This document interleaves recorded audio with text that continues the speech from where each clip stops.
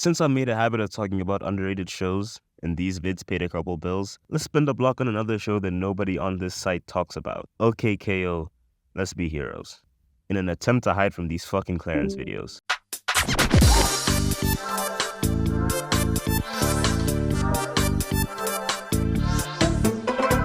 OK K.O. was always one of those shows in the 2010s that leaned heavy into the pop culture references. From video games to 80s music and TV, even other CN shows. This one had everything. And nowhere is this more exemplified than in the 4 crossovers it had during its run. So, let me show some love to one of my favorite shows from this era. Maybe the 4 of us can form a new team together.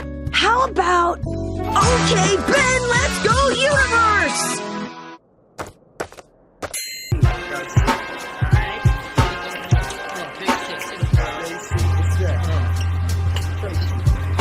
Nigga, now this is a fucking crossover. Nexus. Oh, brother! This is the most well-known of the OK K.O. crossovers, and for good reason. It involves Garnet, Raven, Ben, and of course K.O. teaming up to defeat a villain named Striker, who X'd out all of the heroes in CN City.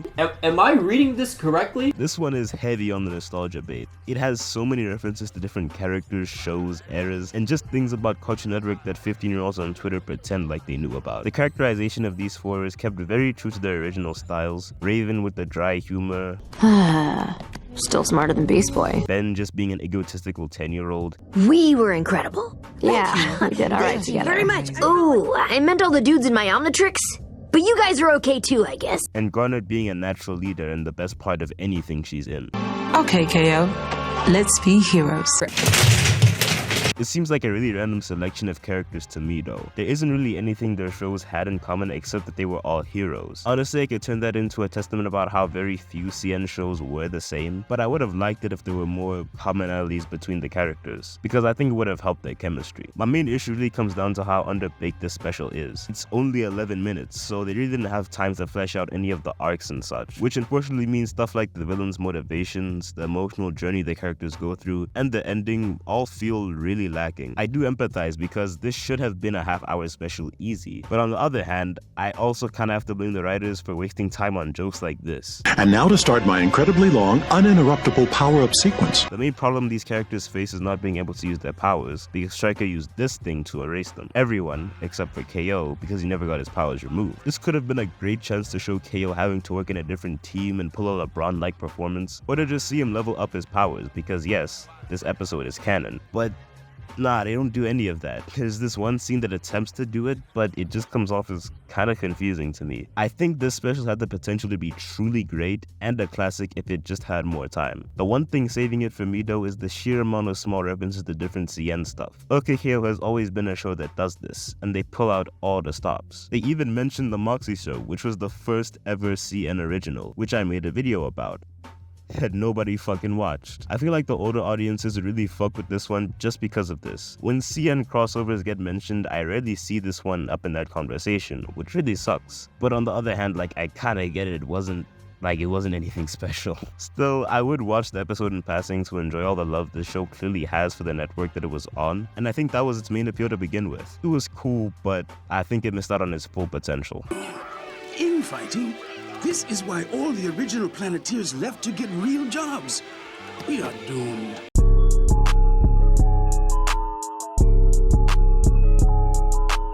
Yeah, this Captain Planet crossover was really meant for all the unks watching this shit with their kids. I have never watched Captain Planet a day in my life, so take this one with a grain of salt. I still do know the basic premise and what it was about though, so I wasn't completely lost going into it. Miss Blight, who I'm assuming is the main villain of Captain Planet, teams up with Boxman in order to pollute the entire plaza, and then profit. When Kwame, one of the OGs of the show, comes in to inspect the plaza and realizes all that damage has been done, he, along with Rad, Enid, K.O., RMS, and Brandon, Come on, dude, let me mail the ring! No! yeah, I like these dudes, team up to bring back Captain Planet. This one leans heavily into the environmental moral. Captain Planet was progressive for how straightforward it was about these issues, especially back in the 80s. Combine that with OK K.O., which is a lot of the same heart, with not nearly as much of the cheese, and you get an actually enjoyable and educational episode. There isn't as much action in this as I would have liked, but I feel like that would have distracted from the actual message of the episode. They have a whole scene where they explain how if we don't stop climate change, we're cooked, and it's played completely straight. We are sorry to break this to you, K.O., but the Earth is in serious danger. Saving the planet is no longer an option that we can choose to ignore. Not only does this actually hit deep, but it shows just how seriously they took the subject matter of the episode. I love the interactions between Kwame and K.O. as he explains how much worse the situation has got since he was younger. Captain Planet himself is cool too. I've always imagined his character to just be a vessel for the morals of the show to be taught, and he plays that exact role here. The action scenes involving him are pretty fun too, but it certainly doesn't feel like an average episode despite also being 11 minutes. They do pack enough content for me to say it feels like a special episode, so it's fine, I guess. Okay, I've been ignoring this for the longest time, but what the fuck is this animation change? They imitated the style of the 80s cartoon and it looks like I want to look away, but I can't. It's like a car crash. They even do the tips for solving climate change at the end. This shit is basically a Captain Planet episode, fuck it. I enjoyed it way more than I thought I would though. Honestly, half the time I was just waiting for Miss Blight to come back because, goddamn. Yeah, that brother's starving. All right, Rad and Enid, are you ready for another action-packed day of protecting our Hero Plaza from evil robots? Iconic Sonic poses, Starlight Zone playing in the background. I love this shit already. I may be way past biased with this special because it combines my love for my favorite CN show and my favorite video game character of all time, but I don't care. This is one of the coolest crossovers I have ever seen. It fits so perfectly when you think about it because there are so many parallels between Sonic and K.O. Three characters with different skill sets fighting an evil genius who builds robot contraptions. When Sonic drops into the bodega and K.O. has this look of awe on his face is legit how I felt about this episode. It's about Sonic, Tails, and K.O. saving Rad and Enid from Lord Boxman. While this is going on, Tails slowly becomes jealous of K.O. because Sonic entrusted him as his little buddy and pays way more attention to him. I really respect a kid with encyclopedic knowledge of my achievements. Not enough people like that in this world. Hello? What about me? Despite this though, he still has the heart to help and inspire K.O., even helping him do his very first spin dash. The characterization and voice acting is top notch as usual. Tails specifically feels really endearing to me. Sonic is just his usual, cool, don't give a fuck character, which is always great. There are so many references to classic Sonic lore that are done way better than in Crossover Nexus, simply because they actually require you to catch them in the moment due to their subtlety. Like this scene where they recreate the Knuckles Chaotic special stage, or the music being remixes of classic Sonic tunes, or the fact that it's canon that Boxman and Dr. Robotnik went to college together. Plus, some egghead I went to college with is always trying to do it. It's those little moments where the worlds of both media combined that really had me cheesing throughout this special. The animation and slapstick is some of the best in the show too. They capture Sonic's speed and style of action so well. His fight with Metal K.O. is just cinema. You can't use my own moves against me.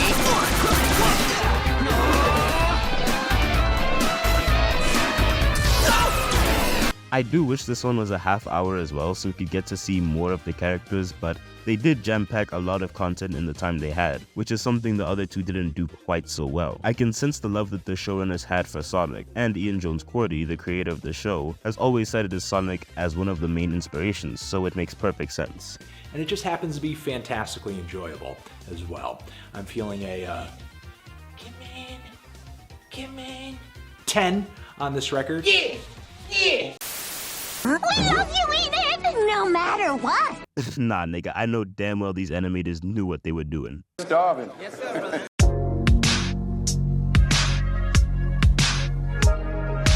Another one of these that I have no context for. So apparently, and this is canon too, before Enid was a ninja and was still going to Ghoul School, she was friends with the actual characters from the 1988 special Scooby-Doo Ghoul School. This special came out exactly 30 years after the OG special. The main conflict of the episode is Enid wanting to appear as if she's still into being a witch, instead of admitting that she's actually just a ninja. This episode actually has a crazy double meaning, especially with the context of her character specifically. On the Water Cartoon podcast, the writers revealed that the whole point was to have a character come out to their friends, and their friends accepting them for who they are. It's basically an allegory for coming out the closet, which I didn't even peep the first time I watched the show, but yeah, it does seem quite obvious now. What makes this double meaning even more effective is that spoiler alert, Enid actually gets with Red action at the end of the show, so it makes even more sense. This double entendre is almost Kendrick levels of genius, son. The Ghoul School girls are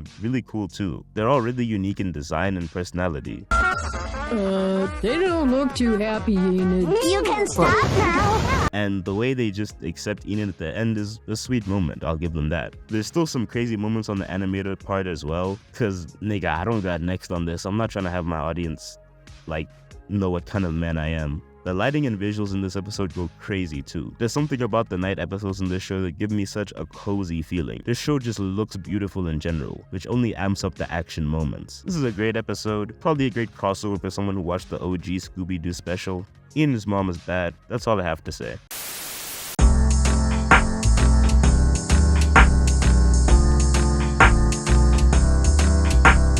OK K.O has some legendary crossover game, and it definitely needs to be up there with the GOATs. Crossover Nexus gave us an ovation to CN, Captain Planet gave you lessons, Sonic gave us action, and Ghoul School was just nice, bro. I got so much love for this show, so if you do want more of these and not just, the other show that pays my bills, let me know. Have a good day and take care.